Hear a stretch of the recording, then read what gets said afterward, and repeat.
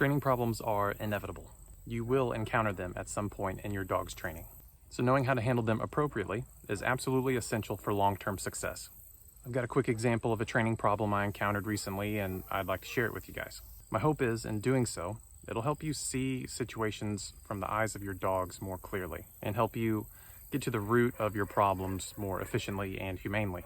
Many people's first instinct when they encounter a training problem is to go straight to positive punishment. But in almost all cases, this should be your last option, not your first. If a dog doesn't obey a command during the learning phases of a behavior, I can nearly guarantee you it's not because they are blatantly disobeying you, but rather they don't understand the behavior as thoroughly as you think they do. And using positive punishment for something they don't completely understand isn't likely to help them understand that concept any better. In fact, what usually happens is you end up creating more problems than you solve. So making sure you've exhausted all other options before resorting to positive punishment is almost always the correct course of action. Let me show you what I mean with this example. To give you some context, we were in the middle of shooting some footage for my next recall video and going through progressions of different drills. Nova was doing great until rather suddenly she started to have difficulties with one of these drills. Watch the next few clips and identify what it was I didn't like. It should be painfully obvious.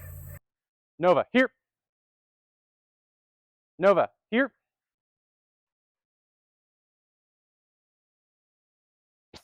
There you go. Nova, here. Nova, here. Good girl. Nova, here.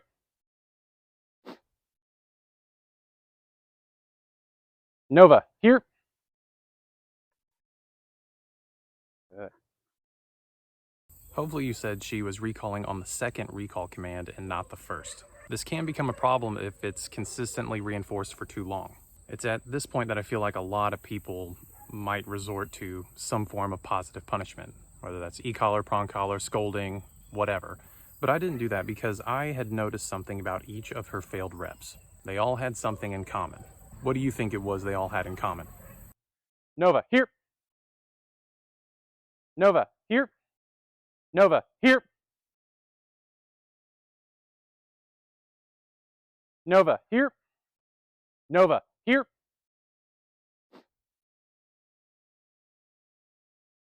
Nova, here. If you said that she would recall when my assistant was not moving, but wouldn't when he was, then you'd be correct. This told me that it was likely a contextual problem around moving and the recall, whether that's her movement and the recall command or his movement and the recall command, or maybe a combination of both. There was some sort of contextual problem around the recall and movement. There was something about that picture that she didn't completely understand just yet. So now I know we need to take a few steps back and drill the recall around that particular context. For this situation, all I did was give her the recall command while she was moving and relatively close to me still. If she was successful on the next repetition, I would wait until she was a little bit further away from me while still moving, and then give her the recall command then.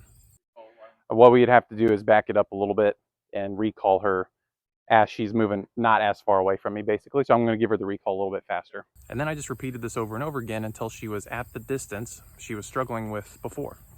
Nova, here. Yes. Good girl.